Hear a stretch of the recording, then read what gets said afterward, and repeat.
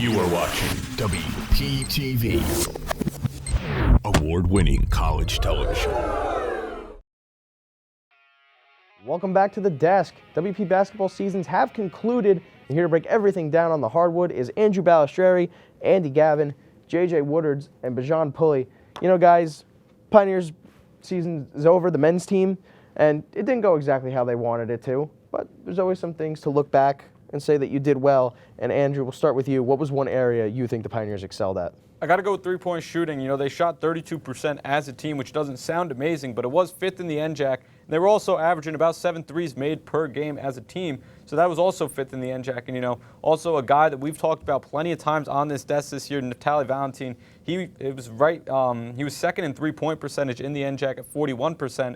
And MJ Moncrief, who didn't shoot at the high volume like Neff did, he still made 40% of his threes. And, you know, we saw throughout this season that there were spurts where the Pioneers needed to get back into games, and they relied on the three-point shot. And, you know, they'd be firing from there, and they were splashing them. Absolutely. It's something that we really wanted to see them improve coming into the season, and they did in a big way. A lot of their players, really good percentages shooting the ball from beyond the arc. JJ, we'll move on to you. What do you think the Pioneers did well?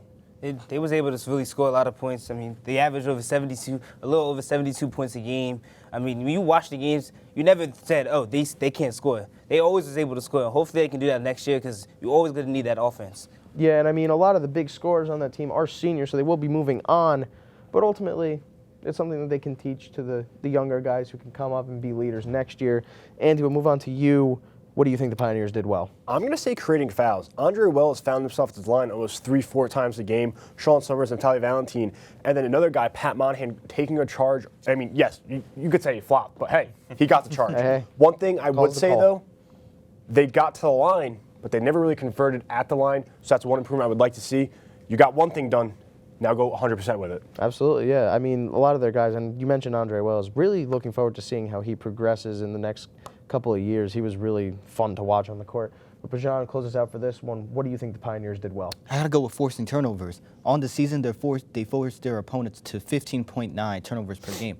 Off those turnovers, they averaged 8.6 steals per game. So 54% of the time their opponents were turning it over, they were stealing it. This leads to easy shots in transition, getting to your offense much easier, getting in a better flow, better feel, whether that's, as I mentioned, getting easier shots transition or being able to get easier looks and get into your sets faster in the half court.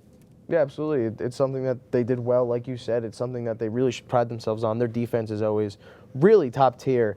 But moving on, you know, Pioneers season is over, so a lot of senior seasons are over. And JJ, we'll start with you. What senior that's moving on do you think made the biggest impact here during their time at William Paterson? We'll go with MJ Moncrief. He came from Montclair last year. Was only here for a year, but you really felt his impact as we go to his career stats for the year.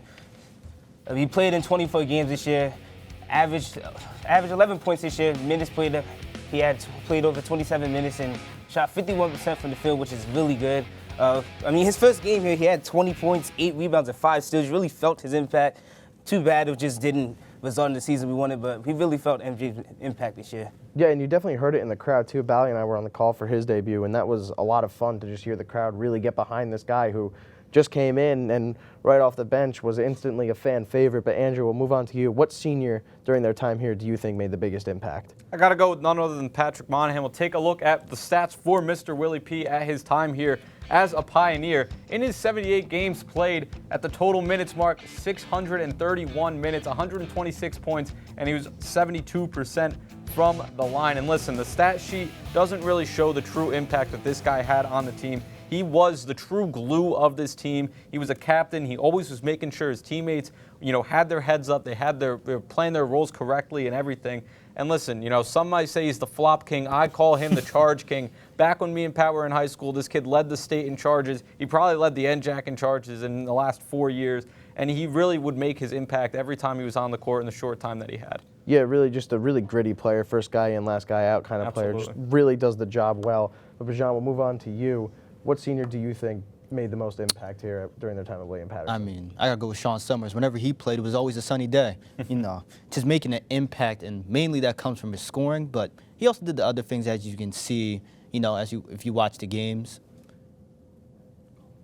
But as you see, we got our stats right here. In 50 games played in his career, He played 34.4 minutes per game, averaged 16.7 points per game, 17, let's round it up, and shot 43.4% from the field. Now I know the field goal percentage is not the greatest, but you also got to consider teams were keying in on him as the primary creator on this team, and a lot of defensive attention was on him. The fact that he was still able to score in bunches while still being relatively efficient is very impressive. Yeah, the first option primary scorer on this team, whatever you want to call it, really made a big impact, especially when putting up points. Andy, close us out for this one. Who do you think made the biggest impact during their time here at William I'm going to say Paterson? Tyreek Montgomery, transfer student. He was here for the last 2 years, injured a lot during the season, only played in 12 games. We're going to take a look at the stats here. And one thing I really want to key in on is he had 37 games, minutes per game, 31, points per game, 12.4, steals per game, 2.2. Last year, he had 116 field goals, 40 of them were threes, and in total, he shot 41%. That is just absolutely remarkable in his career. Absolutely incredible. But, you know, the seniors, we wish them the best of luck in their lives going forward. It was a pleasure to watch them here at William Paterson. But, you know, the women Pioneers finished their season off going on a 6-game win streak, including their win last Wednesday night against Ramapo College. Bijan, take us through that one. Man, what a game, you know. It was an incredible game. And it's just a big time when they beat Ramapo by 19 points, making a statement win, coming off when they lost to Ramapo on January 10th, 59-49. As I mentioned, they won by 19 points with a score of 69-50. Pioneers shot 40.7% from the field compared to Ramapo 36.4. Pioneers 35 rebounds, Ramapo 37. And Pioneers had double of Ramapo's assists with 12 compared to Ramapo's 6 assists. Yeah, I mean, an impressive win for the Pioneers, especially to close out their season with a 6-game win streak against a really good Ramapo team. Ended up making the NJAC tournament, losing in the second round. So you beat a really good team there. But Bijan, who do you think was the standout player from that game? I mean, I got to go for Renee Wells. She had 14 points, which was tied for the most on the team with Brianna Smith. She did this while shooting very efficiently, shooting 4 of 8 from the field, making both her shots from deep, and going 4 of 4 from the line.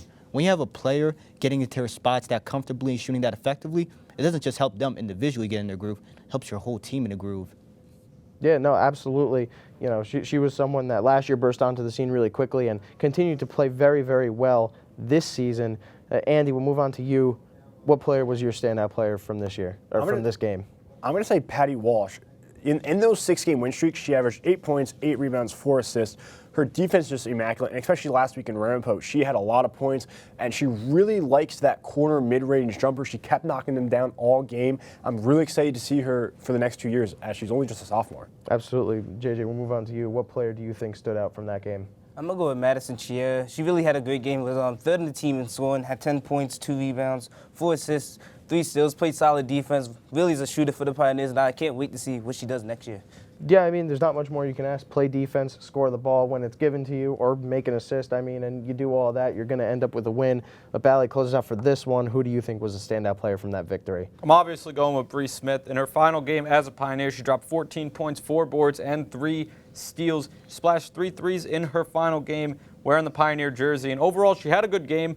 She shot well, and she made sure, Ramapo didn't, make this game close at all. And, obviously the Pioneers, they finished their game they finished their season on a 6-game win streak. It's a shame it came a little bit too late because I really think they could have made some noise in the NJAC tournament. Yeah, and Brianna Smith, to close out her senior year, made the All-NJAC team, Yeah. All-NJAC first team. Very impressive season from her. But, while the season went pretty good for her, it didn't go exactly as planned for the entire team. But there's a lot that we can look forward to what they can improve next year. And Andy, we'll start with you. What are some home improvements that they need to make for next season? I'm going to say protecting the perimeter. They played really good defense, didn't allow them to get inside and crash the net. But when they played that zone defense, they left a lot of wide open shooters. And this is a very young team, I understand that. And last year against Ramapo, Ramapo's best scorer played the 3-ball really well. She only had 6 points. So that was really good, something to work off, see how it can carry into next year. Yeah, absolutely. Bijan, what do you think the Pioneers need to kind of improve on for next season? I mean, for me, it's got to be cutting down turnovers. This season, they averaged 15.6 turnovers per game. Doesn't sound terrible, but they only averaged 11.1 assists per game, which that means that was a negative 4.5 assist to turnover ratio. You just can't be having that. You're giving your opponent way too many easy shots in transition and allowing them to just get into the half-court offense way more comfortably than you should allow them to. Absolutely. It's something that you really want to hone in on. Make sure you're not giving up the ball, especially in key situations. But Andrew, What do you think the Pioneers need to improve on for next year? It's got to be guard scoring. I mean, we're going to see it now with Bree Smith leaving this team, just like we did last year with Justina Cabezas leaving this team. You know, you needed front court scoring last year. You saw Renee Wells and Patty Walsh both step up, and now this year with Bree Smith leaving, you're going to need players like Madison Chiara, like Jade Martinez, Esmeralda Ruiz, and Victoria Palladino. They're all going to have to step up. They're going to get more volume on this team. They're going to get more looks, and they're going to have to start knocking these down. Yeah, for sure. I mean, I'm looking forward to seeing if they can score. Granted, we won't be here. Yeah, it's a shame. It is. But JJ, moving on to you to close us out for this one, what is something the Pioneers need to improve on for next year? I'm going to say shooting better from the field. Really, they only shot 35% as a team from the field, 31% from three. But that doesn't really tell the whole story. If you watch the games, they would go some quarters on like a cold streak, and then it would just result in them like kind of losing. So hopefully they get better at that last year, because you can't go through a cold streak in the game and expect to win. Yeah, I mean, it happens to teams, especially even at the professional level. They go through their little streaks during games, during, days when they're playing back-to-backs, especially in the NBA. The same things happen here in college ball, D3 college ball. It's going to happen.